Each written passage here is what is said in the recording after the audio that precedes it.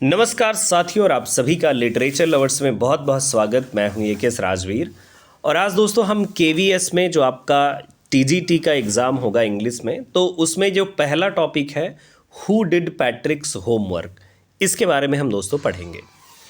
ये जो वर्क है हु डिड पैट्रिक्स होमवर्क, इसके बारे में मैं थोड़ा सा बताना चाहूँगा और राइटर के बारे में बताना चाहूँगा। तो सबसे पहले राइटर के बारे में हम लोग जान लेते हैं।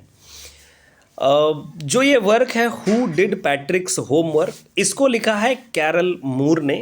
बेसिकली जो कैरल मूर है तो ये एक अमेरिकन राइटर रही हैं, और इनका जो बर्थ है तो वो 12 जुलाई 1871, जो 12 ऑफ जुलाई 1871 लिमरिक मैन में हुआ था इनका बर्थ, और डेथ हुई थी 20 जनवरी 1961, यानी 20th ऑफ जनवरी 1961 न्यूयॉर्क में इनकी डेथ हुई। बेसिकली नेशनलिटी तो इनकी अमेरिकन रही, और जो ये वर्क इन्होंने लिखा है हु डिड पैट्रिक्स होमवर्क, ये जो वर्क है इसमें मैजिकल रियलिज्म पैटर्न को फॉलो किया गया है। क्योंकि यहाँ पर आपको ऐसा लगता है जो इसका मेन कैरेक्टर है, लीड कैरेक्टर है, जिसका नाम है पैट्रिक, तो पैट्रिक को ऐसा फील होता है कि जैसे कोई मैजिक है या कुछ है जो मेरे बिहाइंड में काम कर रहा है, लेकिन एक्चुअली वो सिर्फ उसकी फीलिंग है, काम बाकी सब सारा कुछ पैट्रिक ही करता है। तो चलिए दोस्तों शुरू करते हैं, लाइन बाय लाइन पढ़ेंगे, कंप्लीट समरी आपको मिल जाएगी। राइटर के बारे में आप जान ही चुके हैं, कैरल मूर। तो चलिए शुरू करते हैं दोस्तों line by line. Patrick never did homework, यानी जो पैट्रिक था वो कभी अपना काम नहीं करता। वो जब भी काम की बात आती है तो क्या कहता है, टू बोरिंग, कहता है ये बहुत ही ज़्यादा बोरिंग है। ही सेड, मतलब अपना काम ना करके उसको लगता है कि काम जो है बहुत बोरिंग है। ही प्लेड हॉकी, उसे हॉकी खेलना पसंद है। बास्केटबॉल, और बास्केटबॉल भी खेलता है। और एक वीडियो गेम भी खेलता है जिसका नाम है निंटेंडो। ये दोस्तों एक गेम है, और इस गेम को वो खेलना पसंद करता है। यानी हॉकी खेलेगा, बास्केटबॉल खेलेगा और निंटेंडो खेलेगा, लेकिन उसे अपना होमवर्क करना पसंद नहीं है। उसके जो टीचर हैं, तो टीचर भी उससे कहते रहते हैं कि देखो तुम अपना काम जरूर किया करो, homework. His teachers told him, उसके टीचर उससे कहते हैं, पैट्रिक डू योर होमवर्क और you want learn a thing, यानी अपना घर का जो काम है, होमवर्क है, वो किया करो, नहीं तो तुम कुछ सीख नहीं पाओगे। एंड इट्स ट्रू, और ये बात बिल्कुल सही है। Sometimes he feel like an ignoramus, कभी कभी उसको लगता है पैट्रिक को कि जैसे वो एक नंबर का अज्ञानी और उसे ना कुछ आने वाला, यानी कि उसे कुछ भी नहीं आता है। But what could he do, लेकिन वो कर क्या सकता था। ही हेटेड होमवर्क, क्योंकि उसे अपने होमवर्क से बिल्कुल भी लगाव नहीं था, बिल्कुल भी प्यार नहीं था, तो इसीलिए उसे कुछ आता जाता नहीं था। तो और उसमें वो कर भी क्या सकता था, क्योंकि उससे नफरत थी अपने होमवर्क से। एक दिन की बात है, then one day he found his cat playing with a little doll. एक दिन उसने देखा कि उसकी जो कैट है, तो एक डॉल थी, एक छोटी सी डॉल, उससे वो खेल रही थी। And he grabbed it away, और फिर उस डॉल को उसने पकड़ लिया। लेकिन जब पैट्रिक ने अपनी कैट को देखा कि जो कैट है उसने उस डॉल को पकड़ लिया है, तो वो पास में गया। To his surprise he wasn't a doll at all, तो जब वो पास में गया उसने देखा तो वो डॉल नहीं थी एक्चुअली, ये but a man of the tiniest size, लेकिन ये एक बौना था, बौना एल्फ। तो ये एक बौना था। अब उसे ये देख करके बहुत ही आश्चर्य हुआ। He had a little wool shirt with old-fashioned breeches and a high tall hat, much like a witch's.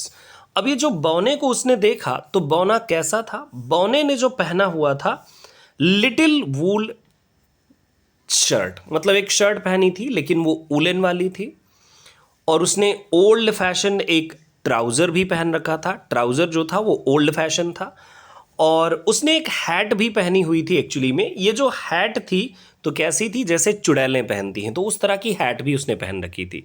यानी एक टिनी टाइप का कह दीजिए बौना था, एल्फ था, जिसने एक ऊन वाली शर्ट पहनी थी और ट्राउज़र पहन रखा था, और जो हैट उसने लगाया था वो थोड़ा सा जैसे मतलब थोड़ी वियर्ड थी, विचेस टाइप की लग रही थी। तो वो फटाफट उस छोटे आदमी ने चिल्लाया, he yelled, save me, don't give me back to that cat. उसने कहा देखो मुझे बचा लो, मुझे बचा लो, उस बिल्ली को मुझे मत देना, मुझे बचा लो। I will grant you a wish. और उस बौने ने यह भी कहा कि मैं तुम्हारी एक इच्छा पूरी कर दूंगा।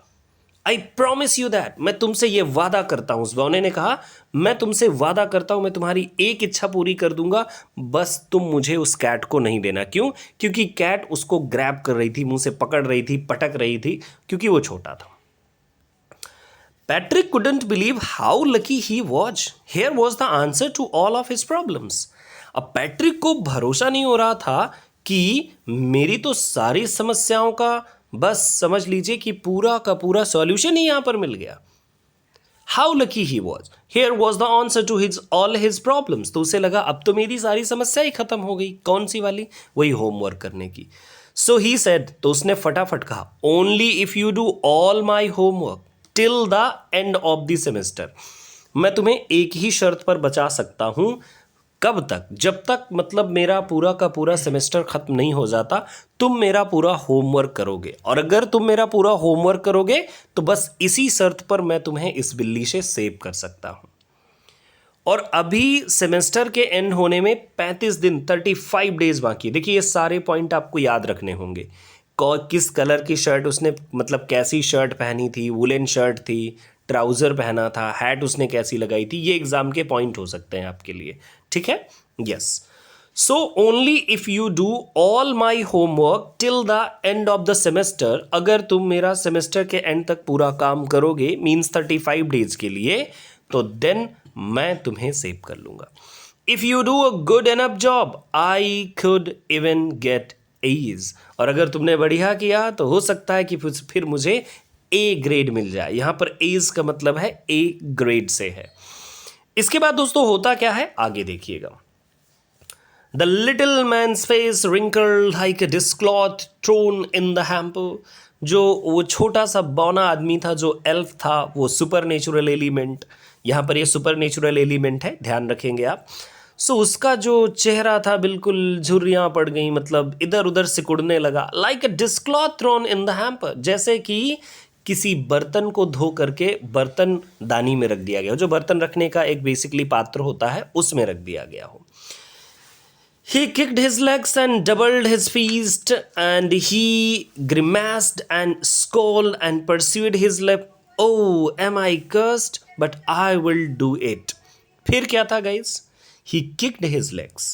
उसने अपने पैर पटके, doubled his fist, और अपना कस के अपनी मुट्ठी बांधी, and grimaced and scolded, और बड़बड़ाता रहा, pursued his lips, और अपनी होठों से वो बड़बड़ाता रहा, परेशान होकर के। Oh, am I cursed? ऐसा लगता है कि जैसे मुझे कोई श्राप मिल गया हो। I will do it. लेकिन मुझे तो करना है। And true to his words, क्योंकि वो चाहता था कि मैंने जो वादा किया है, जो मैंने कहा है, तो मैं वो काम कर दूं। That little elf began to do Patrick's homework. तो वो छोटा सा जो बौना था, उसने पैट्रिक का काम करना शुरू कर दिया। काम तो उसने करना शुरू कर दिया, लेकिन बौने पढ़े लिखे होते हैं क्या? तो अब आगे प्रॉब्लम आने वाली थी कि कितना बौना पढ़ा लिखा था। The elf, yes, except there was one glitch. एक ही प्रॉब्लम थी, काम तो वो कर देगा, लेकिन एक प्रॉब्लम थी। The elf didn't always know what to do and he needed help. Elf को यह समझ ही नहीं आ रहा था कि करूं क्या, और उसे हमेशा पैट्रिक की ज़रूरत थी, पैट्रिक के हेल्प की ज़रूरत थी। मतलब काम तो करेगा, लेकिन पैट्रिक की हेल्प की मदद से ही वो कर सकता है। अब आगे क्या था? The elf didn't always know what to do and needed help. Help me, he said. और फिर क्या था? चिल्लाने लगा, अरे भाई मेरी मदद करो मेरी, so that I can do the work. And Patrick would have to help. और जब भी वो चिल्लाता कि मेरी हेल्प करो, मेरी मदद करो, पैट्रिक को उसकी हेल्प करनी पड़ती। अब वो किसी भी तरीके से हो, कुछ भी हो। फिर क्या था?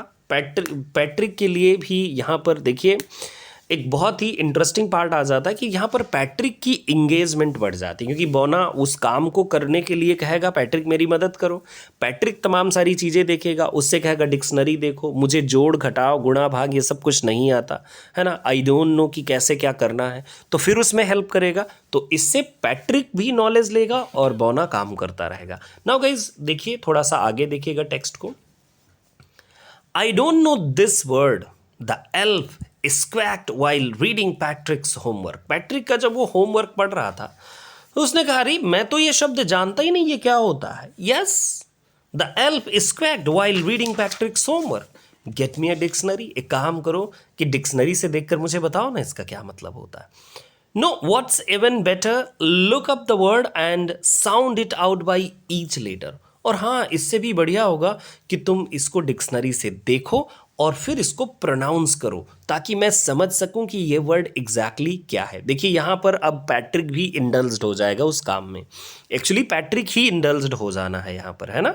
Yes, when it come to maths, और जब मैथ की बात आई तो Patrick was out of luck. Patrick की तो किस्मत ही खराब थी। What are time tables? उस बौने ने कहा अच्छा ये बताओ ये टाइम टेबल्स क्या है, ये तमाम सारी टेबल्स मैं देख रहा हूँ मैथ की, ये हैं क्या एक्चुअली में। The elf shrieked, we elves never need that.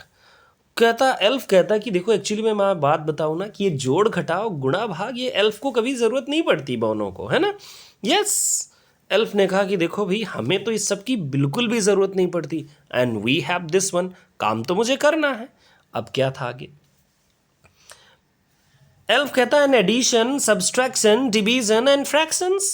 मुझे बिल्कुल इनके बारे में नहीं पता कि क्या एडिशन होता है, क्या सब्सट्रैक्शन है, क्या डिवीजन है, क्या फ्रैक्शंस है। मुझे इसके बारे में बिल्कुल भी नहीं पता कि ये जोड़ घटाव गुणा भाग क्या है, ये सब नहीं जानता।